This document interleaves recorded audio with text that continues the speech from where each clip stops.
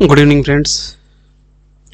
आज जो है हम लोग कुछ और जो पॉलिसी रिलेटेड है जो जेपीएससी पीटी के लिए इम्पोर्टेंट हो सकता है वो हम लोग पढ़ेंगे। ठीक है, हमने आरआर पॉलिसी देख लिया था, उसका ऑब्जेक्टिव भी मैंने डाला है 20 जो मोस्ट इम्पोर्टेंट है। फिर हमने सरेंडर पॉलिसी देखा था। ठीक है, और इसी जर्नी में हम लोग कुछ और जो हमारा और जो झारखंड के जो पॉलिसीज़ हैं उसको भी हम लोग देखेंगे। ठीक है, और जो न्यू पॉलिसीज़ होंगे वो करंट अफेयर के साथ हम लोग को कंप्लीट करना पड़ेगा। ठीक है, तो देखिए हमने देखा था industrial policy, RR policy, surrender policy. ठीक है, अब हम लोग जो है सो कुछ और पॉलिसी है जिसमें से एक्सपोर्ट पॉलिसी वगैरह है। ठीक है, उसको हम लोग देखेंगे। ठीक है, तो पहला हम लोग देख लेते हैं Jharkhand export policy. Jharkhand export policy क्या है कि देखिए, जैसे कि आपको पता है कि एक्सपोर्ट से हमें फॉरेन एक्सचेंज आता है। ठीक है, तो एक्सपोर्ट का बढ़ावा देना बहुत ज़रूरी है फॉरेन एक्सचेंज के लिए नेशनल लेवल पे। स्टेट लेवल पे क्या है कि स्टेट बढ़ेगा तो जो लोगों का इनकम बढ़ेगा, डोमेस्टिक प्रोडक्शन बढ़ेगा।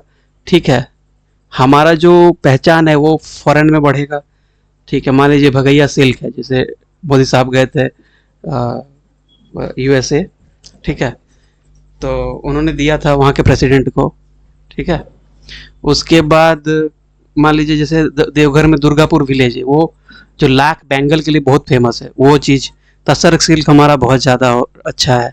अच्छा, एक चीज़ और है, सेम चीज़ अलग अलग सॉइल और क्लाइमेट में उसका टेस्ट बदलता है, उसका स्वरूप बदलता है। तो वो भी जैसे अगर आप एक एग्जांपल दे रहे हैं, वेस्टर्न घाट्स मान लीजिए केरला में आएंगे तो यहाँ कटहल का पेड़ देखिए बहुत बड़ा बड़ा होता है, मतलब लंबा होता है बांस जैसा। ठीक है, सकरा और लंबा होता है।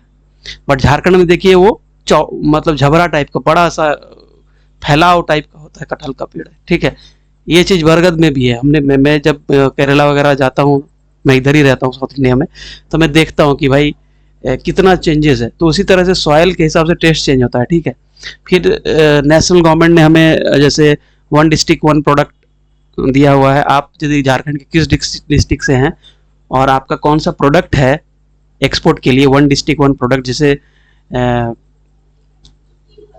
ये आप देख के बताइए। 24वां जिला है, उसका एक एक प्रोडक्ट है। ठीक है, किसी का आलू है, किसी का टमाटर है, कटहल है, शायद धनबाद का जैसे आलू है, आपका बोकारो का कटहल है, ऐसा कुछ है। आप एक बार देख लीजिएगा। ठीक है, तो इसी जर्नी में हम लोग देखेंगे कि झारखंड का जो एक्सपोर्ट पॉलिसी है वो क्या है। 2023 में लाया गया था इसको। ठीक है, 2023 में उसके बाद क्या टारगेट है, झारखंड को एक एक्सपोर्ट हब बनाना। कैसे?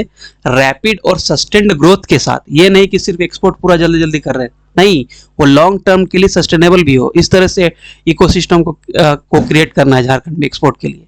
और झारखंड का जो एक्सपोर्ट है वो इंडिया का जो पूरा एक्सपोर्ट है उसका 5% भागीदार बने बाय 2028।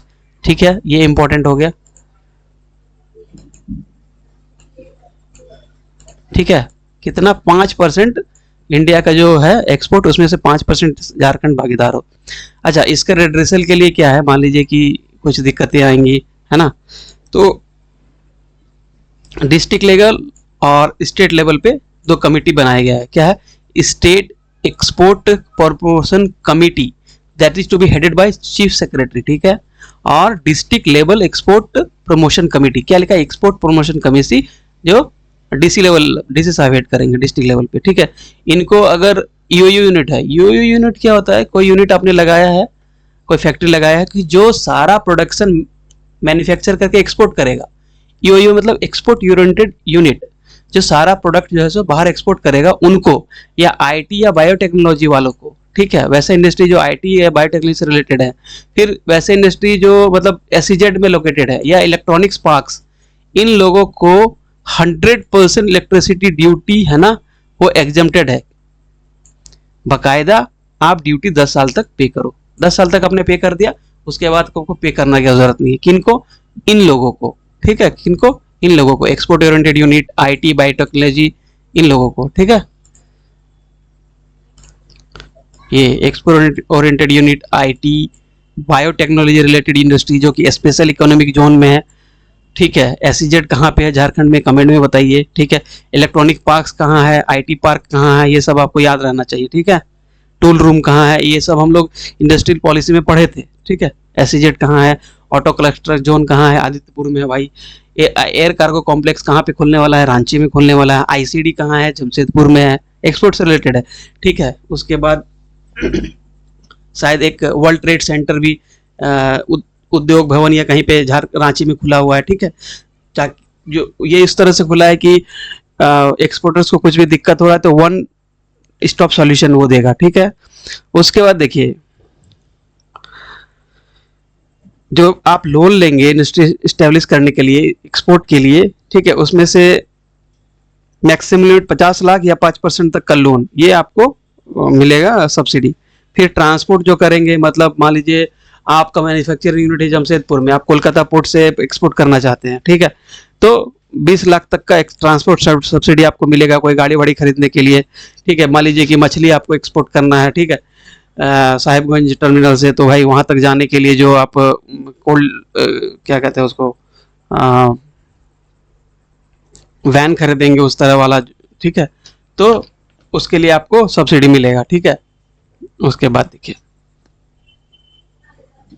रेफ्रिजरेटेड कंटेनर्स वगैरह, रेफ्रिजरेटेड वैन खरीदने के लिए 20 लाख, कुछ इस तरह का ट्रांसपोर्ट टूल इक्विपमेंट खरीदने के लिए। ठीक है। 20 लाख तक का आपको सब्सिडी मिलेगा। ठीक है। अब दूसरा क्या है, अगर आप जैसे एक्सपोर्ट है तो उसको आप कैसे बढ़ाएंगे आगे, तो आपको एग्जीबिट करना पड़ेगा, कहीं दिखाना पड़ेगा। ठीक है।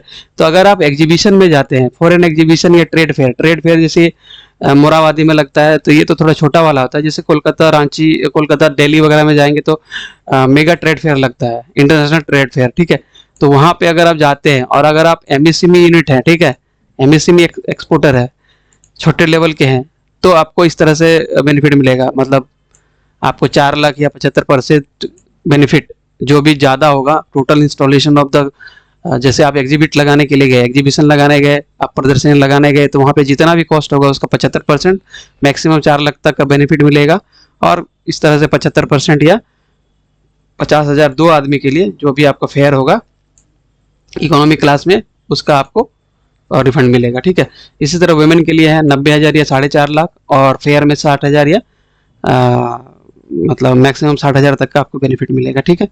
उसके बाद देखिए, ये पढ़िएगा, SC ST वुमेन डिसेबल्ड, इन लोगों को 5% एडिशनल बेनिफिट है। ठीक है। अच्छा, ये हमेशा याद रखिएगा, 100% जो है ना, जो आपका लैंड रजिस्ट्रेशन और स्टाम्प ड्यूटी होता है उस पर 100% रिइंबर्समेंट है। और ये हर जगह है, इसको तो रामबाण जैसा आप याद कर लीजिए इसको। ठीक है। ये हर पॉलिसी में है। ठीक है। क्योंकि स्टेट, जैसे लैंड आपने लिया है तो उस पर आपने रजिस्ट्रेशन फी दिया होगा, स्टैम्प ड्यूटी दिया होगा, तो वो हमेशा आपको रिफंड होगा, क्योंकि ये स्टेट लेवल पे भी कंट्रोल पे होता है, स्टेट लैंड स्टेट लेवल का सब्जेक्ट है। ठीक है। चलिए, उसके बाद देखिए, झारखंड इलेक्ट्रिक व्हीकल पॉलिसी 2022 में आया। ये सब ईयर याद रखिएगा। देखिए, एक्सपोर्ट और एमएसएमई आया दोनों आपका, ये एक्सपोर्ट हो गया, ये एमएसएमई हो गया। ठीक है। ये दोनों 2023 में आया था। ठीक है। चलिए, एमएसएमई में देख लीजिए, ST/SC वुमेन के लिए 5% एडिशनल, प्लस जो है सो इंटरेस्ट सब्सिडी वगैरह मिलेगा। फिर ये 100% रिम्बर्समेंट होगा। ठीक है। एमएसएमई लगाने पे स्टैम्प ड्यूटी का। फिर जो है सो झारखंड जो है इलेक्ट्रिक व्हीकल पॉलिसी। ठीक है। इसमें क्या है कि झारखंड में इलेक्ट्रिक व्हीकल्स को बढ़ावा देना, मतलब जो इंटरनल कंबस्शन इंजन से, ICE को इलेक्ट्रिक व्हीकल्स में कन्वर्ट करना बाय 2030। ठीक है। लेकिन उससे पहले 2027 तक सभी व्हीकल्स में से इलेक्ट्रिक व्हीकल्स का भागीदारी 10% करना है। ठीक है। उसके बाद हर 25 किलोमीटर में आपको एक पब्लिक चार्जिंग सेटअप देना पड़ेगा।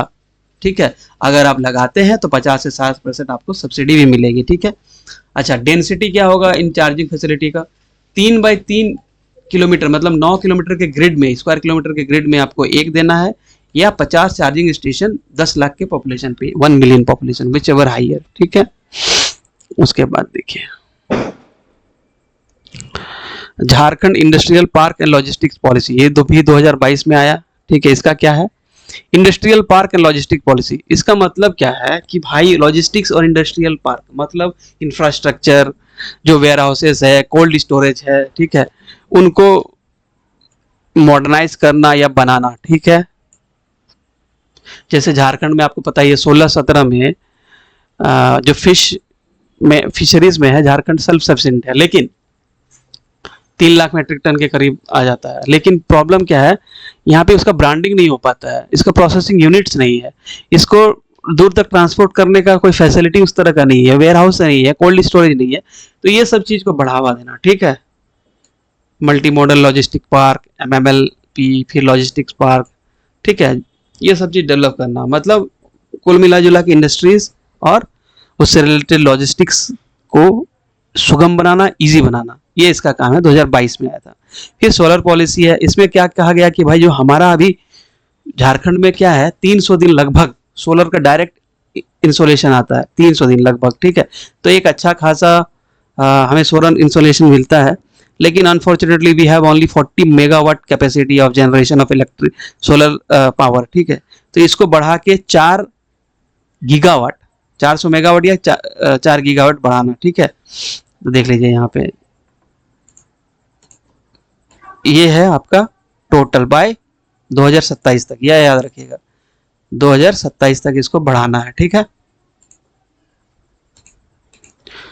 देखिए इसमें क्या क्या होता है, यूटिलिटी स्केल उसमें 3000 मेगावाट, डिस्ट्रीब्यूटेड सोलर में 720, उसके बाद ऑफ ग्रिड सोलर प्रोजेक्ट में 280, और इसी यूटिलिटी स्केल में आपका सोलर पार्क वगैरह आप सुने होंगे, गेतलसूर में जो है फ्लोटिंग सोलर पावर स्टेशन बनाया गया है। तो ये सब चीज इसमें आता है, कैनाल टॉप, ठीक है। तो ये थोड़ा सा ये वाला पोर्शन एक बार देख लीजिएगा। और 3 हेड मतलब यूटिलिटी स्केल में कितना 3000, UDO ऐसे याद कर लीजिए, यूटिलिटी स्केल में 3000, फिर डी में 720 और ऑफ ग्रिड में 280, 4000 मेगावाट बाय 2027, ठीक है। ये हमने इकोनॉमिक सर्वे से ये सब लिया है, ठीक है। उसके बाद देखिए solar village, 1000 solar village establish करना कि जो कि सोलर संचालित होगा, वहां से सोलर बिजली वगैरह उत्पादित होगा, ठीक है। और हमने क्या बताया था कि हमेशा 100% एग्जेंशन मिलता है किसमें, स्टैंप ड्यूटी में। कोई भी यूनिट लगेगा अगर स्टैंप ड्यूटी है तो 100% एग्जेंशन, ठीक है। बाकी सब उतना इंपॉर्टेंट नहीं है, ठीक है। अच्छा और एक चीज बता, जो Jharkhand industrial and investment promotion project JIIPP में, JIIPP 2021 Jharkhand industrial and investment promotion policy 2021 के अंतर्गत जो सोलर है, सोलर पावर प्लांट्स, उसको इंडस्ट्री का दर्जा दिया गया है। क्या दिया गया भाई, इंडस्ट्री का दर्जा दिया गया है, ठीक है। याद रखिएगा किस पॉलिसी, JIIPP 2021 के अनुसार, ठीक है। चलिए उसके बाद, हाँ उसके बाद इसी में अब रिन्यूएबल एनर्जी है ना, उसमें पढ़ लीजिएगा जेरेडा क्या होता है, जेरेडा के महानिदेशक कौन है, जेरेडा का गठन कब हुआ, जैसे 2001 में, जेरेडा का काम क्या है, रिन्यूएबल एनर्जी को बढ़ावा देना। जेरेडा का फुल फॉर्म क्या है, Jharkhand renewable energy development authority है कि एजेंसी है, ठीक है। ये सब पढ़ लीजिएगा, फुल फॉर्म में पूछा सकता है। उसके बाद देखिए फिल्म पॉलिसी, फिल्म पॉलिसी क्या है, बिहार था तो 1954 में एक बिहार फिल्म सिनेमा एक्ट बना था। तो जब झारखंड बना तो 2000 से उसको रिप्लेस किया गया, झारखंड सिनेमा एक्ट 2000। उस समय एक रूल भी बना था, झारखंड सिनेमा रेगुलेशन रूल्स, लेकिन 15 में इसको अमेंड कर दिया गया, ठीक है। और इसीलिए अभी का जो लेटेस्ट पॉलिसी है वो 2015 वाला है, झारखंड फिल्म पॉलिसी इस अमेंडमेंट के अंतर्गत है, Jharkhand cinema regulation amendment act 2015। इसी के अंतर्गत क्या हुआ कि भाई नया पॉलिसी आया इस पॉलिसी के अंतर्गत, ये हमारा लेटेस्ट वाला है, ठीक है। इसमें क्या है कि ऑब्जेक्टिव वही है कि झारखंड को फिल्म में बढ़ावा देना, फिल्म मेकिंग सेंटर बनाना, ठीक है, ठीक है, centre of film making Jharkhand को बनाना।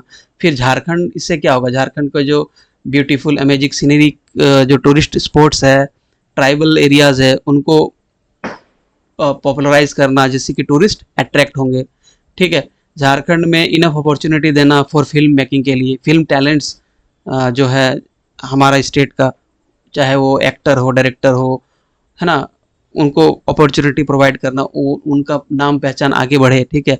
उसके बाद एम्प्लॉयमेंट जनरेट करना और फाइनली इन्वेस्टमेंट लाना, ठीक है, थ्रू फिल्म इंडस्ट्री। जैसे मान लीजिए शिमला वगैरह में कितना शूटिंग होता है, तो उसी तरह से कुछ हमारे यहाँ शूटिंग होगा तो वहाँ के आसपास के लोग का जो जीवन यापन है अच्छा होगा, एम्प्लॉयमेंट जनरेट होगा, ये सब चीज़, ठीक है। अच्छा, इसके अंतर्गत है क्या कि भाई आप है ना इंफ्रास्ट्रक्चर को ठीक से कीजिए। जैसे मल्टीप्लेक्स है ना, अगर आप मल्टीप्लेक्स कंस्ट्रक्ट करते हैं तो 100% ग्रांट मिलेगा एक साल में, पहला साल में, फिर दूसरा तीसरा साल में 75%, और चौथा साल पांचवा साल में 50% ग्रांट मिलेगा। ये है कि ग्रांट का कहानी, जो कि 3 भाग में बटा हुआ है ये, ठीक है। उसके बाद अगर मॉडर्नाइज करते हैं, जैसे सोलर मतलब एनर्जी से ऑपरेट करता है आपका इक्विपमेंट, ठीक है, वहाँ पे पंखा वगैरह जो है सोलर से चलता है, ठीक है। फिर आप एयर कंडीशन वगैरह लगाते हैं, जनरेटर सेट लगाते हैं, ठीक है, फर्नीचर को अच्छे से लगाते हैं, तो इन केस में 50% ऑफ जो भी इन्वेस्टमेंट है वो आपको सब्सिडी के रूप में मिलेगा, ठीक है। उसके बाद झारखंड में देखिए, झारखंड में सिनेमा हॉल्स को है ना एक इंडस्ट्री का दर्जा दिया गया है, जैसे सोलर को दिया गया उसी तरह से, ठीक है। उसके बाद बोला गया है कि भाई आप जो है सो ये देखिए, जो जो भी एरिया होगा उसका 30% है ना मैक्सिमम एरिया आप कमर्शियल पर्पस मतलब समोसा वगैरह बेच सकते हैं, आप उस वहाँ पे गेमिंग जोन वगैरह बना सकते हैं सिनेमा हॉल के अंदर बाहर में, ठीक है, हॉल के जस्ट बाहर में जहाँ पे एरिया होगा, तो ये सब चीज़ के लिए आप 30% एरिया को यूज़ कर सकते हैं, ठीक है। ओके, बाद देखिए एक झारखंड फिल्म निधि बनाई गई है। उसका मतलब क्या है कि जो आपका टिकट होगा, सिनेमा को जो प्राइस है देखने का, उस पर 2% एक्स्ट्रा आपको एक तरह से पैसा देना होगा, वो कि झारखंड फिल्म निधि में जाएगी को, जिससे झारखंड में जो फिल्म का डेवलपमेंट पे उसमें खर्चा जाएगा, ठीक है।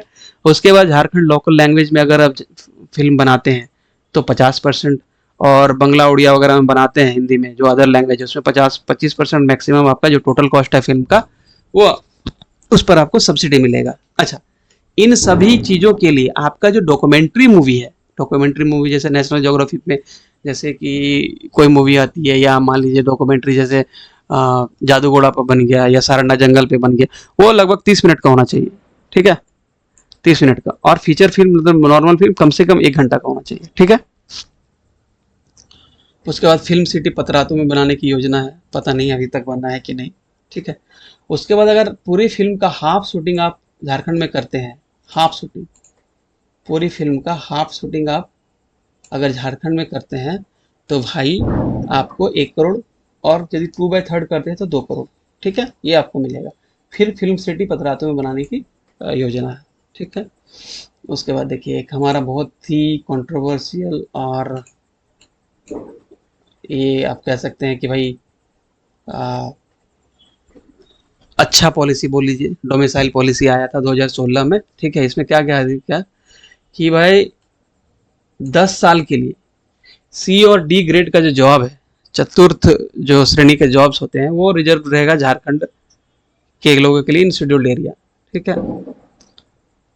अब वो क्या है, डोमिसाइल पॉलिसी यहाँ बताता है कि यहाँ के स्थानीय लोग डोमिसाइल पर्सन कौन होंगे, तो कौन कौन होंगे भाई, देखिए एक एक करके देख लेते हैं। वैसे लोग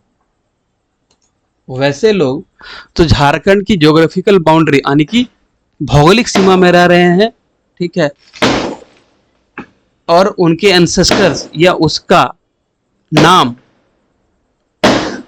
पास्ट के सर्वे में लैंड रिकॉर्ड्स में दर्ज है।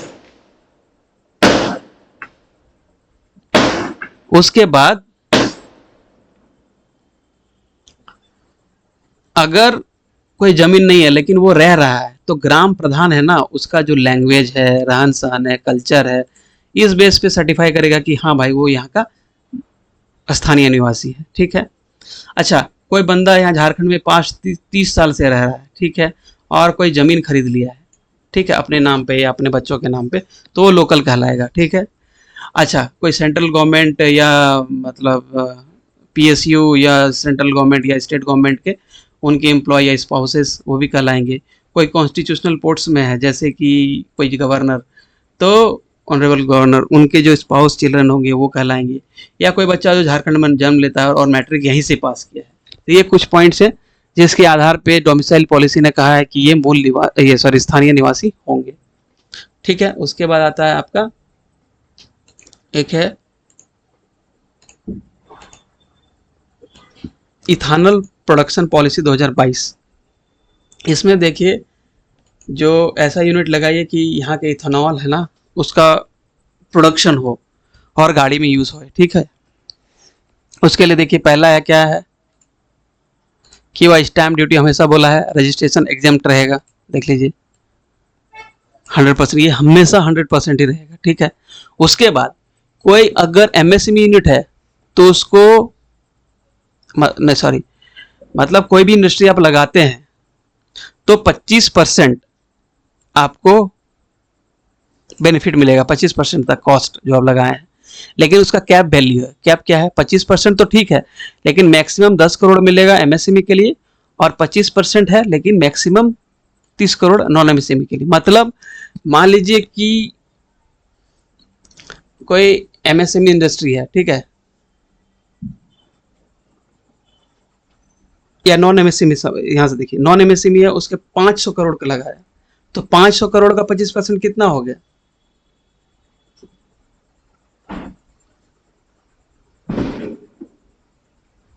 125। अब 125 उसको सब्सिडी नहीं मिलेगा, 25% की बात तो कही गई है, मिलेगा कितना, मैक्सिमम 30 करोड़ तक। कैप वैल्यू लिखा गया है 30 करोड़ या 10 करोड़, नॉन एमएसएमई के लिए 10 करोड़ और मैक्सिमम मिलेगा नॉन एमएसएमई के लिए 30 करोड़। फिर से इसको समझ लीजिए, कोई इंडस्ट्री लगाते हैं तो 25% तक आपको सब्सिडी मिलेगा, बट एमएसएमई के केस में मैक्सिमम 25%, मतलब मैक्सिमम 10% ही, चाहे कितना वैल्यू हो, और नॉन एमएसएमई के केस में 30 करोड़ तक, ठीक है। लेकिन वही एसटी एससी वुमेन होंगे, डिफरेंटली एबल पर्सन, वैसे उद्यमी अगर इंडस्ट्री लगाते हैं तो उनको 5% एक्स्ट्रा मिलेगा, मतलब 25 प्लस 5 30%, ठीक है। उसके बाद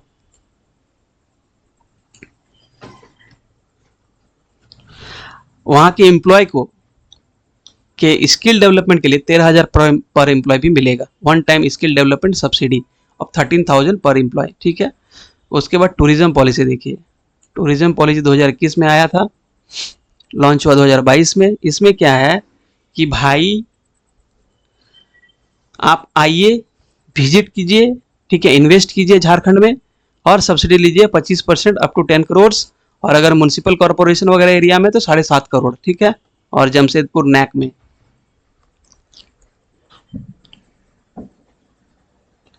ऑटोनोमस काउंसिल में अगर है, जमशेदपुर ऑटोनोमस काउंसिल या म्यूनसिपल कॉर्पोरेशन में 7.5 करोड़, और नहीं तो सब्सिडी होगा आपको 25% अप टू 10 करोड़। लेकिन म्यूनसिपल कॉर्पोरेशन और जमशेदपुर नैक में आपको कितना मिलेगा, 7.5 करोड़, ठीक है। वही फिर S T S C women के लिए 5% एक्स्ट्रा, ठीक है। और फिर देखिए दोनों जो स्टाम्प ड्यूटी 100% है, लेकिन इसमें क्या है 5 साल तक की मिलेगा वो चीज़, ठीक है। उसके बाद देखिए, हाँ ये देखिए, ये विलेज टूरिज्म कमेटी और रूरल टूरिज्म सब कमेटी बनाया गया है टूरिज्म एक्टिविटी को बढ़ावा देने के लिए, ठीक है। फिर देखिए आपका फार्मास्यूटिकल्स पॉलिसी, इसमें क्या है कि भाई फार्मा हब बनाना झारखंड को, 20,000 जॉब, और आप अगर जमीन खरीदे तो 50% सब्सिडी, और अगर आप कैपिटल मतलब कोई इक्विपमेंट लगाते हैं तो 25% सब्सिडी उस इक्विपमेंट के कॉस्ट पे, ठीक है। ये फार्मास्यूटिकल पॉलिसी है। फिर S T S C women है तो 5% एक्स्ट्रा इंसेंटिव मिलेगा। अब देखिए फिर से आते हैं हम लोग स्टार्टअप पॉलिसी। स्टार्टअप पॉलिसी आपको पता ही है कि यंग एंटरप्रेन्योर्स को बढ़ावा देना, स्टार्टअप कल्चर बढ़ाना, ठीक है। तो इसमें क्या है ना, 15 और 17,000 का आपको, अगर आप कोई स्टार्टअप लगाते हैं तो आपको स्टाइपेंड मिलता है। 15,000 नॉर्मल केस में, S T S C OBC को 17,000 मिलता है, ठीक है। इससे पहले स्टार्टअप पॉलिसी 2021 से पहले 2016 की पॉलिसी थी जिसमें 8,000 पर मंथ स्टाइपेंड मिलता था, ठीक है। उसके बाद देखिए मॉब लिंचिंग बिल है 2021 का, ठीक है। 4th स्टेट है इन रो जो इस पॉलिसी को लाया है। इसमें क्या है, अगर आप मॉब लिंचिंग में पकड़ाते हैं, ठीक है, उस तो पेनल्टी क्या है, 1 से 3 लाख आपको मिलेगा, आपको लगेगा पेनल्टी, आपको दंड देना पड़ेगा 1 से 3 लाख मॉनेटरी, और जेल 1 से 3 साल, ठीक है, अगर नॉर्मल केस में आप पकड़े गए। वैसे केस जिसमें मोर आपने ज्यादा उसको मार वार दिया किसी बंदे को भीड़ ने और उसमें आप पकड़ा गए तो 10 साल या 10 लाख या दोनों, ठीक है। और अगर कोई बंदा का डेथ हो जाता है तो लाइफ टाइम इम्प्रिजमेंट है, आजीवन कारावास, या 25 लाख की, मतलब ये है, पेनाल्टी, ठीक है। अब देखिए एक्सपोर्ट पॉलिसी का हुआ है 23 में, झारखंड एमएसएमई प्रमोशन प्लान 2023 में, Jharkhand rehabilitation and resettlement policy जिसका एमसीक्यू हमने डाला है 2008 में, सरेंडर पॉलिसी 3 बार आया 9, 15 और 18। देखिएगा अभी कहीं पे मैंने लिखा भी होगा, देखिए होगा हमें, हाँ देखिए 15 फिर 18 में, ठीक है। Surrender rehabilitation policy, surrender rehabilitation policy, ठीक है। फिर झारखंड फिल्म पॉलिसी 2015 में 1500 को फिल्म सिटी बनाया जाना है। फिर फिल्म निधि, झारखंड सोलर पॉलिसी 2015, फिर 2000 आपका सॉरी सोलर रूफटॉप पॉलिसी 2018 में आया, और सोलर पॉलिसी आपका 2022 में आया, ठीक है। इथानॉल प्रोडक्शन पॉलिसी 2022 में आया, झारखंड टूरिज्म पॉलिसी 2022 में आया, Jharkhand industrial park and logistics policy 2022 में आया, इलेक्ट्रिक व्हीकल 2022 अभी हमने पढ़ा इसको, सिंगल विंडो क्लियरेंस एक्ट 2015 में, प्रोक्योरमेंट पॉलिसी 2014 में, ठीक है। और ये थोड़ा सा देख लीजिए कि स्टार्टअप वगैरह कब कब आया था, ठीक है। Jharkhand sports policy 2022, pharmaceutical 2021, startup 2021, ठीक है। थोड़ा सा याद हो जाता है 2 बार 3 बार देखने पे। उसके बाद employment of local in private firm 2021, इसमें क्या था 75% रिजर्वेशन होगा लोकल्स के लिए in the employment of that firm, ठीक है, प्राइवेट सेक्टर में। जिनकी सैलरी, वैसे एम्प्लॉय जिनकी सैलरी 40,000 है उनको उस कैटेगरी में 75% झारखंड के लोगों के लिए रिजर्व कहा गया था, अदरवाइज 5 लाख पेनल्टी लगेगा। लेकिन ये हाई कोर्ट ने शायद इसको स्ट्राइक कर दिया है, होल्ड किया हुआ है इसको, ठीक है। उसके बाद फूड प्रोसेसिंग और फीड प्रोसेसिंग, ये मोर और लेस सेम है। फूड मतलब फूड प्रोसेसिंग मतलब जान लीजिए कि जैसे ब्रांडिंग करना, जैसे मछली है तो उसको dry fish, code oil branding करना, ठीक है। जैसे पोल्ट्री है तो उसका मीट है ना, आपका मिल्क है वो प्रोसेस करके कुछ और चीज़, टोमेटो है उसको, टैमरिंड है उसको प्रोसेस करके अचार वगैरह इस तरह का चीज़, ठीक है, फूड प्रोसेसिंग के लिए। तो इसमें क्या है ना, इस दोनों में एक ही प्रोविज़न है, फूड और फीड मतलब पोल्ट्री वगैरह के लिए, जानवर के पशु चारा के लिए जो आप प्लांट लगाएंगे उसके लिए। देख लीजिए प्लांट मशीनरी पर 35% आपको मिलेगा, मैक्सिमम 500 लाख, ठीक है, मतलब 5 करोड़। और 45% cost of plant and machinery आपको मिलेगा, 35% नॉर्मल केस में। अगर इंटीग्रेटेड ट्राइबल डेवलपमेंट प्लान के अंदर आपका ये लगता है तो, ठीक है, आईटीबीपी। फिर meat and fish processing unit 50 से 75, इतना नहीं है, ये दोनों जरूर याद करिएगा। देखिए पल्स कहाँ लग रहा है भाई, पल्स सबसे ज़्यादा कहाँ होता है, पलामू में, वेस्टर्न रीजन में, इसलिए पलामू और गढ़वा में पल्सेस प्रोसेसिंग यूनिट लग रहा है। फिर लातेहार में क्या, टोमेटो प्रोसेसिंग यूनिट, ठीक है। अब हमको कमेंट में बताइएगा कि पी प्रोसेसिंग यूनिट कहाँ है और जैकफ्रूट प्रोसेसिंग मतलब मटर प्रसंस्करण केंद्र कहाँ है और कटहल प्रसंस्करण केंद्र कहाँ पे है, ठीक है। ठीक है, सर्विसेज एक्ट 2011 जिसमें 172 सर्विस है, इसमें कहा गया है कि पीपल को सर्विस लेने का अधिकार है, अगर नहीं मिलता है तो पेनाल्टी होगा ऑफिसर पे 500 से 5000 तक। 2011 में एक्ट आया था, झारखंड म्युनिसिपल एक्ट भी 2011 में आया था, ठीक है।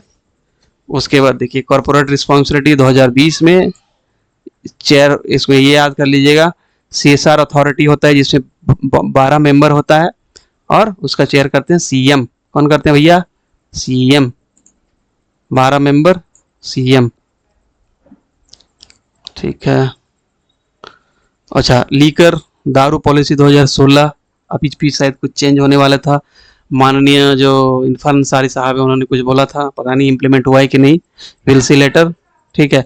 इसमें क्या है, एक चीज आपको लिखना होगा कि शराब पीना स्वास्थ्य के लिए हानिकारक है, consumption of beverages is injuries to health, ये लेबल लगाना है बोतल में। फिर अगर आप 21 साल से नीचे, उनको दारू नहीं मिलेगा भैया।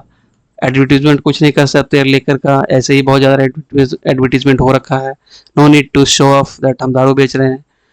No shop in panchayat having tribal population of more than 50%, वैसे पंचायत जहाँ पे ट्राइबल पॉपुलेशन 50% से ज़्यादा है वहाँ पे एक शॉप नहीं होगा। उसके बाद ड्राई डे रहेगा, कौन कौन, 3 हॉलीडे, नेशनल हॉलीडे 15 अगस्त, 26 जनवरी, गांधी जयंती। उसके बाद कुछ अलग जैसे होली, दशहरा, रामनवमी, ठीक है, जो मतलब होली फेस्टिवल्स हैं, ईद मुहर्रम में, ठीक है, इन इन दिनों में ड्राई डे होगा, दारू नहीं मिलेगा। तो ये सब कुछ पॉलिसीज था, और कुछ आएगा तो हम जरूर आपके सामने लाएंगे, ठीक है, along with the MCQ I will try my best. Thank you. Kindly subscribe and watch my for uh, uh, have with me for more videos. Thank you sir. ये सब मतलब क्या है कि आपको ऑब्जेक्टिव में बहुत काम आएगा, ठीक है, आप इसको देखिए, 3 बार 4 बार पढ़िए, आपको मिल जाएगा। Thank you.